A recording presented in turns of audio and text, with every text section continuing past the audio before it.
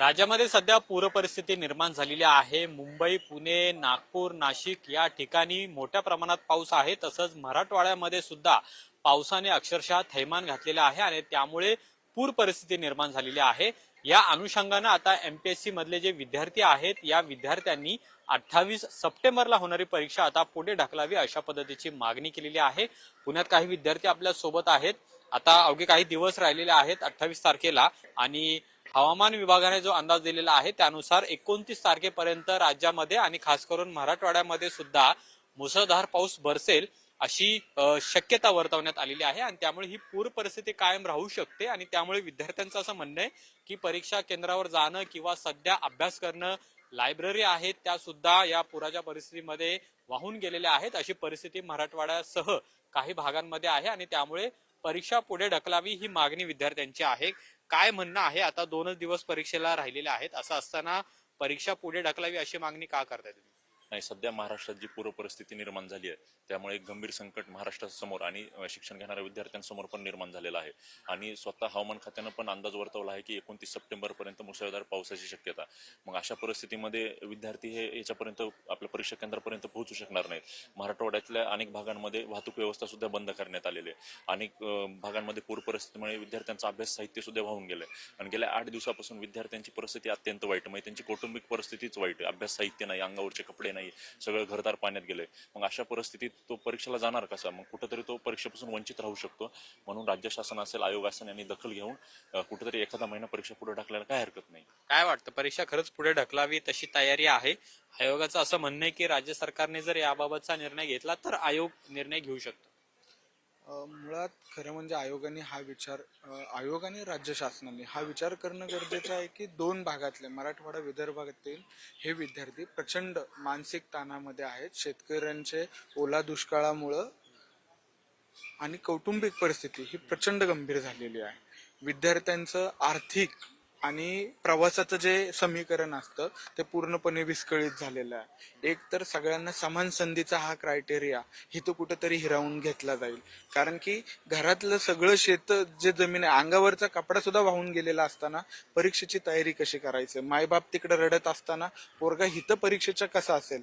प्रचंड मानसिक तणावामध्ये विद्यार्थी आहेत. अशा वेळेस पेपर पुढे ढकलणं, आयोगाने विद्यार्थ्यांची बाजू समजून घेणं हे महत्वाचं आहे. महत्वाचा मुद्दा आहे दुसरा की तिकडं गावामध्ये शेती वाहून गेलेली आहे, कुटुंब चिंतेमध्ये आहे आणि त्यामुळे शहरामध्ये हे सगळे विद्यार्थी जे काही ग्रामीण भागातून एमपीएससी करण्यासाठी येत आहेत त्यांच्या चेहऱ्यावर मात्र एक तणावाचं वातावरण आहे. कुठलं गाव आहे आणि सध्या गावाला काय परिस्थिती आहे? सर, मी वाशिम जिल्ह्याचा आहे, मंगरुळपीर तालुका. शेती सर पूर्णपणे उद्ध्वस्त झालेली आहे. आमच्याकडे सोयाबीन आणि कपाशी मुख्य पीक आहे. तर सोयाबीन सर दाणे आता शेतात त्यांना अंकुर फुटायला लागलाय, कपाशी पूर्ण गेलेली आहे. आणि अशा परिस्थितीमध्ये सर हवामान विभागाने परत 26, 27, 28 असे 3 दिवस मुसळधार पावसाचा अंदाज दाखवलाय.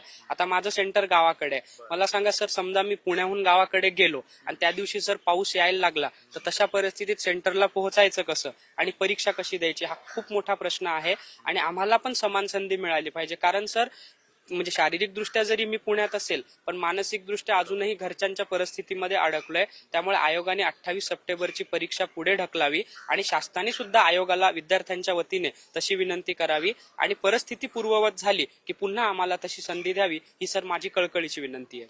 काय परिस्थिती आहे गावाला आणि आता ही जे काय एकूण तुम्ही म्हणताय की परीक्षा पुढे घ्यावी, तर राज्य सरकार सकारात्मक आहे का किंवा राज्य सरकारपर्यंत तुमचा आवाज, तुमची मागणी पोहोचली आहे? खरंच मागणी मान्य केली पाहिजे, कारण झालेलं नुकसान खूप गंभीर स्वरूपाचं आहे. तर याचं विद्यार्थ्यांनाही खूप नुकसान झालेलं आहे. आता आमचा सोलापूर जिल्हा आहे. सोलापूर जिल्ह्यामध्ये आमची शेती पाण्याखाली गेलेली आहे आणि घराची भिंत सुद्धा पडलेली आहे. आता ते घर सावरता किंवा शेतीचं नुकसान वगैरे झाल्यामुळे आम्हाला त्या अभ्यासामध्ये आता म्हणजे अभ्यास करायला अडचण येत आहे आणि आमचं साहित्यही थोडंफार वाहून गेलेलं आहे अभ्यासाचं. तर माननीय सरकारला माझी एकच मागणी आहे की त्यांनी परीक्षा पुढे ढकलायला हवी. काय वाटतंय, काय म्हणजे आता प्रत्येकाने अनुभव सांगितलेले आहेत, काय परिस्थिती आहे गावाला? मी सोलापूर जिल्ह्यातला आहे मूळचा आणि तिथं ग्रामीण भागात आमची शेती आहे. कालच वडिलांशी माझं बोलणं झालंय. बोलताना वडिलांचं म्हणजे धीर खचल्यावानी झालेला आणि म्हणजे पाऊस इतका भयंकर होता की शेतीमधली जी वरची माती आहे ना तीच वाहून गेले. आणि आम्ही कडधान्याची पिकं घेतो, त्यामुळं जर मातीच वाहून गेली तर मग पिकं तर काय राहतीलच. आणि आमचं प्रामुख्याने म्हणजे आर्थिक जे उत्पन्न आहे ते शेतीच आहे, शेतीमधून येतं आणि त्या शेतीमधून आलेल्या उत्पन्नातूनच माझा इथला खर्च निघतो. जर शेतीमध्येच अशी परिस्थिती असेल गावाकडे तर आम्ही जगायचं इथं कसं? तर हाच म्हणजे मोठा प्रश्न आमच्या समोर तयार होतो. आणि ह्याच गोष्टीने जर 28 तारखेला आता राज्यसेवेचा पेपर आहे, मग माझं सेंटर सोलापूरला आलेलं आहे. ऍक्च्युली आता हवामान विभागानं तिथं पावसाचा खूप म्हणजे भयंकर इशारा दिलेला आहे. अशा परिस्थितीत सेंटरवरती पोहोचायचं कसं? आणि थोडा उशीर जरी झाला तरी ते बंद करतात, ते आतमध्ये सुद्धा घेत नाहीत.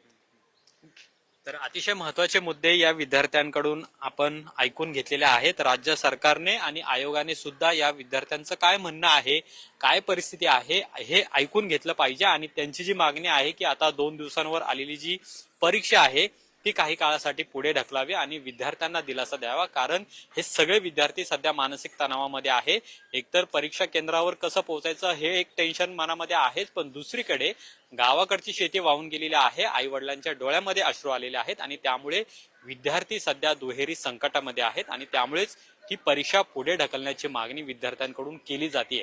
आता आयोगाने असं म्हटलंय की राज्य सरकारने यामध्ये जर निर्णय घेतला तर आयोग याबद्दलचा निर्णय घेऊ शकतं आणि ही परीक्षा पुढे ढकलू शकतं आणि त्यामुळे आता राज्य सरकारने याबाबतचा निर्णय आज किंवा उद्या हे घेणं अपेक्षित आहे आणि या विद्यार्थ्यांना दिलासा देणं सुद्धा तितकंच महत्वाचं आहे.